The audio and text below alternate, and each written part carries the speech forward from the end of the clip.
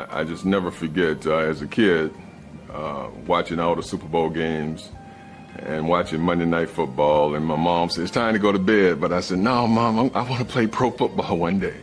And I never would have ever thought that when my dad took me outside to kind of throw the ball around, that this ball would have taken me places.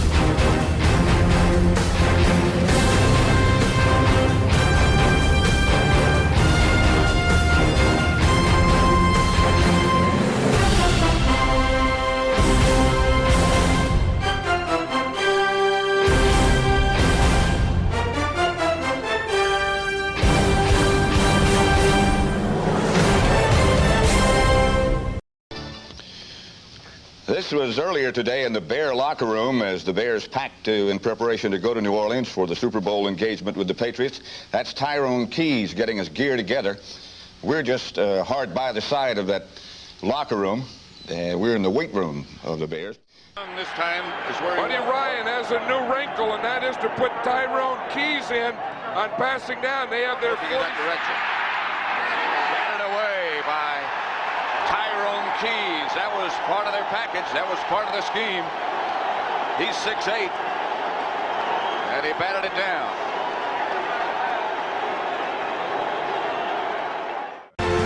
Ahead 17-0, the stage was set for one final magic moment. And now the winner that everybody talked about. I wonder if they're finally arrived. Maybe they're cheering for the snow. The best thing about that day was the last fumble. Third down, 11 yards to go for Dieter Brock and company. Brock back to pass, the rush on for and hammered down. He got the ball. Picked up by Wilbur Marshall. Marshall running across the goal. 30, 20. He'll go all the way. 15, 5, touchdown. What a goal. Oh, man. What a way to end. Oh. Wilbur Marshall has scored for the Chicago Bears. I can still see it in slow motion when Wilbur Marshall picks up the ball. The Fridge is leading him down the field, and we all are just running with him. Fridge ain't losing no ground now. He's right with him. You can't write a script for this, just the way it all ended. Not to get theatrical, but I mean, how better can you write a script here for crying out loud? And the snow starts coming down, and the fans went absolutely crazy.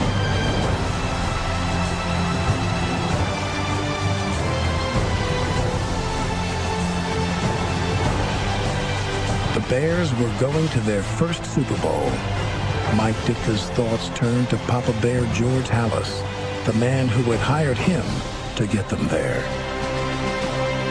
And I think right there, the old man was saying, we've come full circle, guys. We've come full circle.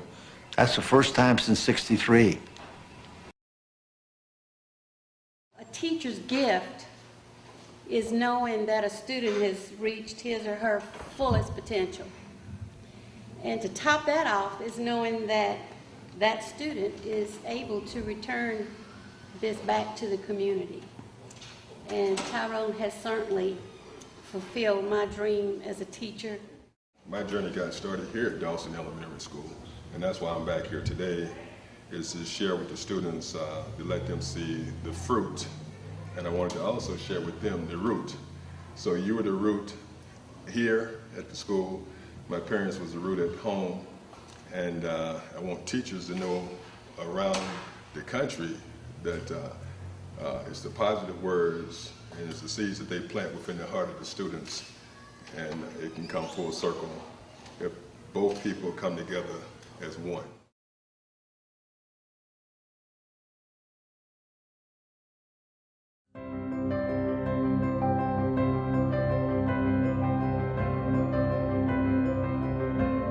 This necessitates an excellent teacher to terminate her services with a given school system.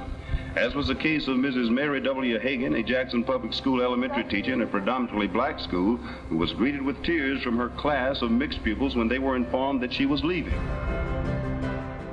And in questioning some of the children as to why the sadness, they responded with, "She taught us and we learned, she loved, she respected us." She had to sustain her emotions when she entered her classroom Friday morning to find, written on her blackboard, "You have certainly helped my people." This was written by the janitor. On her last day of service, Mrs. Hagan gave to all her pupils and their parents an original writing by her entitled "Love Is." An excerpt from it reads, "Love is knowing your students love you. Love is being honest with one another. And to aid the teacher who is to replace her Monday," she wrote, "love is a new teacher next Monday." Mrs. Hagan will continue her services as a public school teacher in the Baton Rouge public school system this year. I can't believe this phone call. Why is that? I'm telling you, it's been how many years? Since 1970, so that's quite a while. Tyrone Keys, a former Mississippi State football player, came back to this his hometown, his native town, met with the school that he went to, the elementary school, met with kids and spoke to them about believing and achieving, and it's a really inspirational story behind Tyrone. But it's not solely Tyrone's story, it's a lesson and a living lineage, and how sometimes the smallest people can make the largest lasting impact. As a football player, Tyrone Keys' journey led him through SEC domination at Mississippi State and Super Bowl glory in the NFL. Yet through all of his triumphs and success, he never forgot about this woman, Mary Hagan, Keys' 6th grade teacher. The teacher to whom he owed so much had no awareness of the impact she had made. She expanded our awareness of what the possibilities could be. And over the years, I always thought about her. To be honest with you, I did not know, I have a clue that this impact had reached the level it did until after we started talking. What makes Mrs. Hagan and our story so different is because of the circumstances and because of the fact that she could have said, "Adios, I'm gone," in 1971 in Jackson, Mississippi, and in the heart of the heat of the civil rights movement, and her compassion for us and her courage to travel back and forth from this community to her community, I just never forgot it. You know, back in our era, when Martin Luther King had that famous quote, "It's not the content of your skin, but the content of your character," she came in and she represented what true character is. As a teacher, I think it's our obligation to try to help students to learn what their gifts may be, and that their rewards may not come at the end of the day, their 9 weeks, the year, but the impressions they make from day to day, minute to minute, will be for life.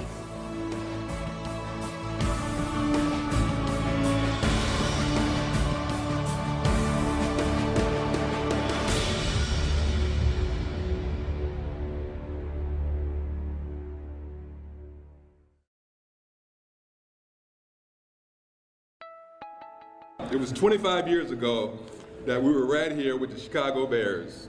and we did it. We did our thing. I never forget it. Mike Dicker, Buddy Ryan called us up, and Walter Payton and Singletary called us up right before the game, and we all looked at each other and said, we're going to lay it on the line. And then that's what we did. We knelt down, and we looked each man in the eye, and we said, hey, everybody give it their best. We'll come back and we'll be crowned world champions. We came back.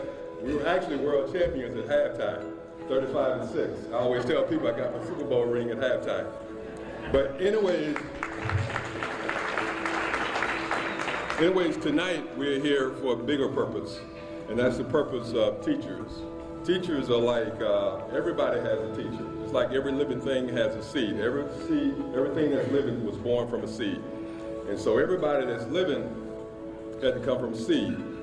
And so tonight we're here to honor champions. I'm here to honor somebody who actually poured a lot of love and compassion in my heart. But at the same time, she laid it on the line back when it was not fashionable to lay it on the line, because back in 1968, you had Martin Luther King, who was shot and killed for taking a cause. You had Robert Kennedy, and so people were actually dying. And Mrs. Higgin came up, and she laid it on the line. After 47 years, I still had the class roll. And for a reason I cannot explain, I had a small mark next to Tyrone's name. I also had the copy of the poem I had left for them. And then down at the end of the line, she mentioned, love is when one of your students come to visit. Now, I'm here. It took me 39 years, but I'm here. I can't believe this is happening after talking to Tyrone a few weeks ago, and he said he could make this happen, and he had found you, and this is unbelievable. It really is. I mean, to go back and to be able to talk to your sixth grade teacher, and that's something. I mean, after all these years, that's really something. Because I never would in a million years thought this would happen. We learned a lot from you. I talk about you to this day. I'm gonna tell you, Miss Hagan, you definitely left an impression on me. We had no idea what part we were playing in history, did we? No, we did not. At the time. It's a good thing we'd have probably turned and run the other way or something. But it all worked out. It all worked out. Well, you're a special person with a big heart, with one of those kinds of love, for people, for your students. I think that just speaks for people, just has an impact on people. Well, it's just wonderful hearing from you. Oh, same here. One of the students that I so much admired when I went to Tampa was a young man named LeBron. He was in a wheelchair. He had been in a terrible car accident, had a lot of adversity issues to deal with. And he told me this story while we were at Tampa Digital preparing some of these videos, that he had to stay in the hospital for a long time after this car accident. And he had a lot of nurturing at the hospital. The nurses were very good to him, as well as all the other people. But finally the day came for him to go home. And so he was sitting in his apartment in the dark, hot, wondering, what's going to happen to me? Well, it just so happened that Tyrone and his wife had gone out to eat. And at the restaurant, they ran into one of his nurses who said, we know a young man that needs your help. So he said, well, do you have a phone number? So the nurse gave him the phone number, but they said, we've been trying to reach him for quite a while, and the number doesn't work anymore. So Tyrone went home, dialed that number, it worked. This young man answered the phone, so sad and gloomy. And Tyrone said, hey, what you doing in the morning? Nothing. He said, how about eating breakfast with me? He said, oh, well, that's great. So the next morning, this young man who had nothing was eating breakfast with the Buccaneers. This young man won the Volunteer of the Year award with the Buccaneers this past year for his service with All Sports Community Service. Life, you know, so I do it every day to encourage everyone that's going through to still stand. My motto is no excuses. If you're living, don't just live for yourself, you know, live to help and enhance others as well. And we went in there, I remember facing the Giants, and you know, I look at Tony and I'm so proud of him because he's done things that I couldn't even have ever dreamed of doing. So the mentee should always surpass the mentee.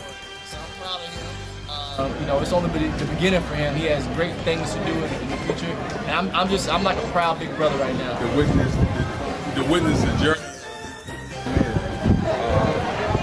Each one passes.